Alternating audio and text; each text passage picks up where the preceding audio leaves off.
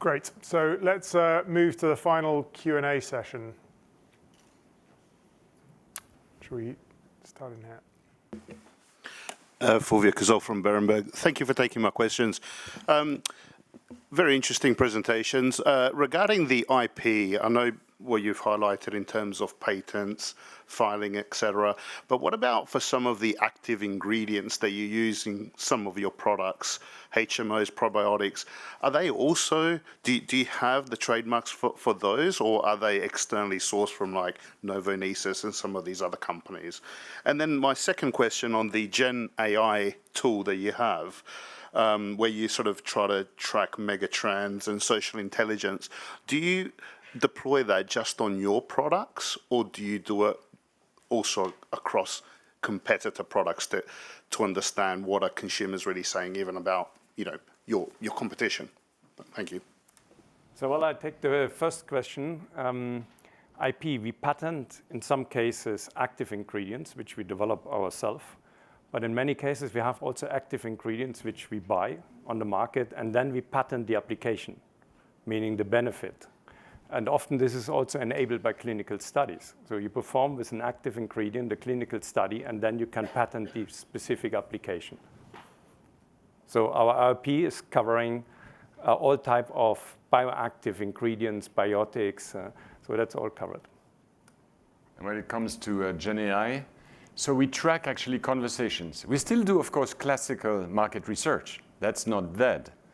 But you cannot cope with the thousands, millions of conversations happening at any moment online on all the digital platforms about any of our categories, and also key ingredients or key methods of preparations, key meals and recipes. So this tracking of conversations, and then being able to identify those emerging trends, those emerging new ways of eating and drinking, that is what Aude has put in place. Aude. Yes, thank you, Bernard. So yes, we have a tool that we've developed all over the world, which is basically kind of doing a social listening tool. So you really kind of go and track the conversation. So you understand what is trending in terms of obviously trends, but also the way people kind of use our product, but also use other kind of products. Sometimes that's also the way we can have some innovation. Our consumers can be extremely creative in the way they see kind of new ways of using some other product. I think, Steve showed the creamer with the Dr. Pepper typically. And so that's also the way some of these innovations are coming to life. James. Thank you. James Edwards-Jones from RBC. Two questions, if I may. The 9% of sales that you're aiming for in marketing, can you give us an idea how much that is going to be consumer-facing media and how that differs from the past? And secondly, it was really interesting hearing about the changes, the evolution of innovation and marketing. Obviously, there's some fairly unique things happening from a Nestlé perspective, but how unique is it compared to what the competition are doing? I take the first one? Yep. So media, I won't give you the exact number, but definitely the increasing of our main marketing investments, they will be disproportionately on media. As I mentioned, it is the first lever for marketing efficiency and marketing effectiveness to gain market share growth. So we are definitely doubling down on our media investment. And on the uniqueness and competitive advantage, what you've seen with our content studio network, that is unique in the industry, and we are leading there, especially given our complexity, our size, our presence across all continents, all geographies. Content is the new oil, the new currency that is needed tomorrow to have those one-on-one personalized conversations with our consumers. Without content at scale, there's no chance to go and personalize those engagements one-on-one. And the way we produce this internally, instead of every time going out and briefing agencies, at lower cost, higher quality, Gen AI powered, that is truly unique. And we believe that this is a super competitive advantage, going all the way to e-com. So why we are winning in e-com, why we are gaining market share in e-com, it's in part as well thanks to our content engine. And let me add to that. I consider also the depth of our clinical research really distinguishing us from many competitors, but also the technology platforms. And some of the technology platforms you see also at competition, but it's about the content of those platforms. You will see that tomorrow and how we leverage them. We are probably the only company who can leverage these technologies across such a wide spectrum of age conditions, health conditions, and for two major of our businesses, meaning the nutrition part and the health science part, and of course, the pet food business. And there's hardly any competitor who can do that. So we're getting huge economies of scale here in those technologies. Hopefully, we will be able to show that tomorrow to you. It's a huge competitive advantage. Guillaume? Thanks, David. Question for Aude. I mean, I'm probably totally oversimplifying, but a couple of years ago, you did single out first-party data records as a key, if not the single most important source for competitive advantages going forward for Nestlé. Now, it seems you're absolutely on track because you were talking about 400 million first-party data records by 2025, so you should probably get there. So on that part of the plan, totally on track, and yet your market share development has not met your expectations. So wondering what broke in that correlation between fast acquiring first-party data records and translating this into share gains. Thank you. Yeah, no, great question. So yes, we are definitely going to reach our 400 million first-party data, and we stay on our objective and the importance of what it is. You know, it was at the time when we were going to go cookieless, we're just becoming less cookie, but you know, with 79%, I think, of the world population being under a certain type of data privacy, first-party data is key. And what we've seen is in the way we have been leveraging this data, it is actually really helping us to get very good targeting and way higher ROI on our marketing investment. And that is, we've done a lot of work as well with a different platform from Google to Meta to Amazon, and it's really proven. What we need to get better at as a company is to actually to activate this first-party data. This is a very new way to do marketing and to do media. And it basically means that our teams around the world, but also our media partners, really need to better understand how we can activate it.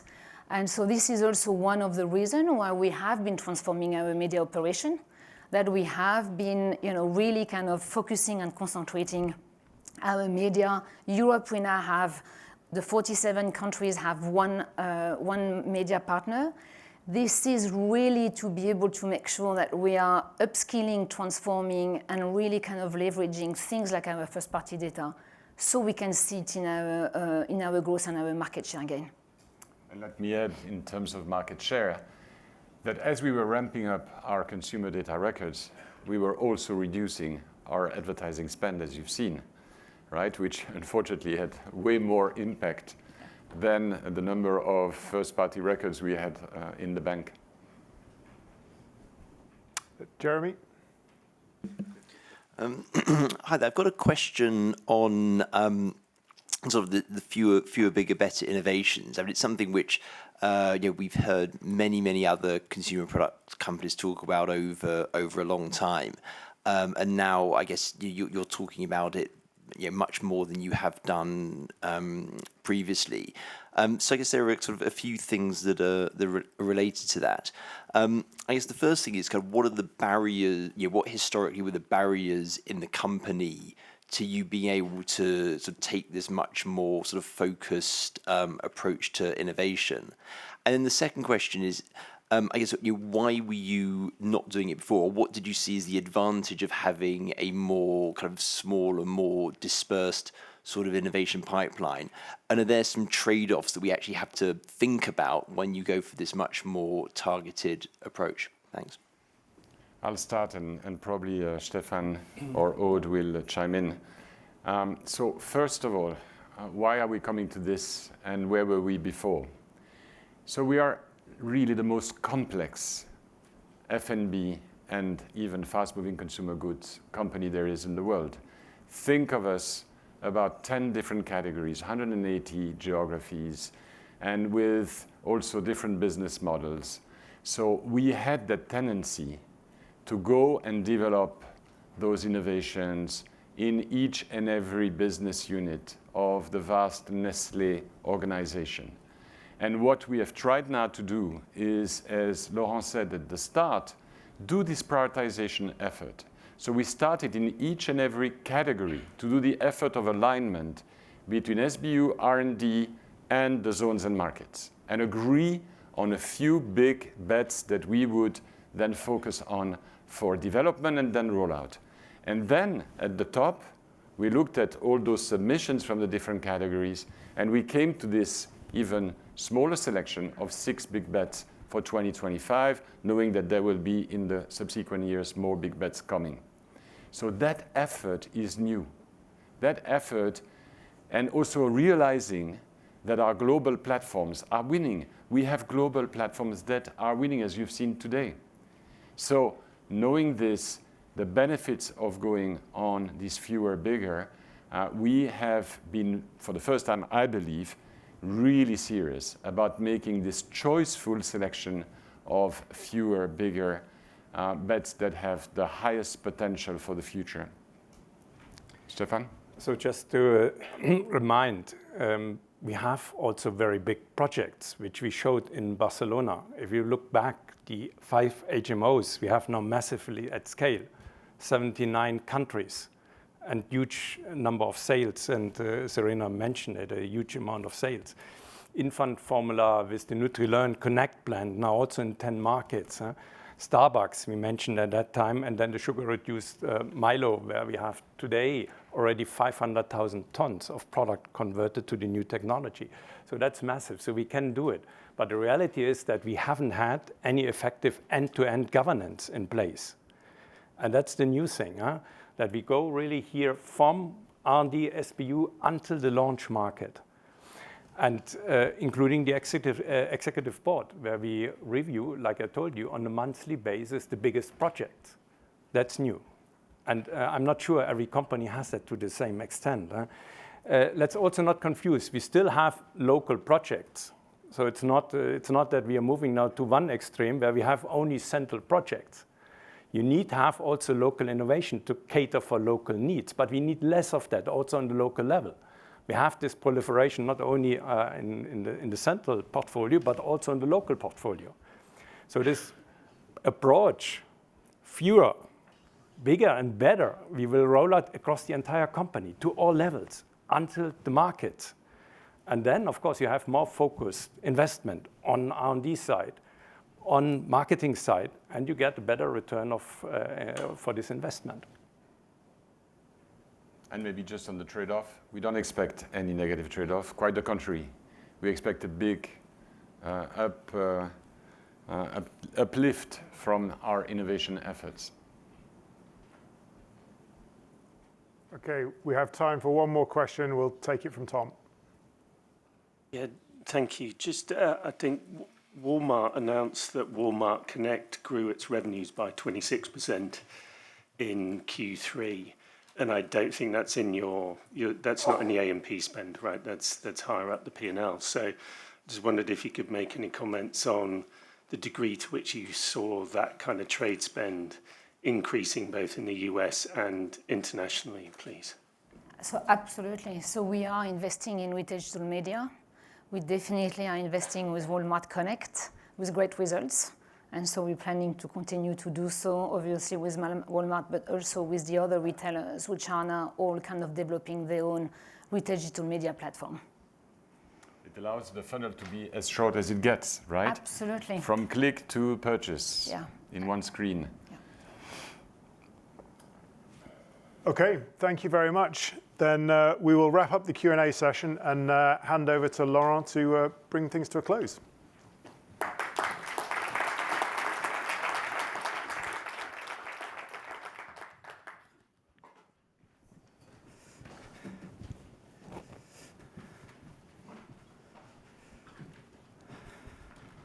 So we have come to the end of our presentation for today.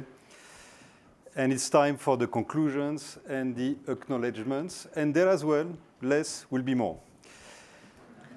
We shared a lot of information with you today.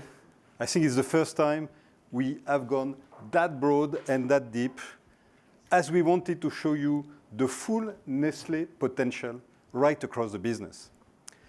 You heard how we will fuel and accelerate the growth, and we are wasting no time. We are making changes to make things happen and drive a strategic virtuous circle of sustainable and profitable growth. So going forward, you will see more focus. We will do fewer things better. You will see more consumer centricity in everything we do. You will see increased investment and polarization of that investment on fewer, bigger, better. And you will see rigor of performance management. You will see teamwork. I guess you saw teamwork and a great degree of alignment across the presentations today. Everything we will achieve will come from working as one team. So on that note, I would like to thank our presenters, my colleagues. You did great. And the broader Nestlé team that supported the preparation of the Capital Market Day. Anna, David, Ayana, thank you very much for landing us in a good place. Thanks to all for the hard work in making today and tomorrow happen, for sharing your perspective, insights, and action plans. And finally, I would like to thank you all as well. You invested a fair amount of your time with us today, and I guess, and I hope you will get a great return on that investment, as should be. With that, we conclude the day. It's not finished. We will have the dinner and more opportunities to discuss and dialogue. But let me hand over to David for the logistics from here. David, thank you.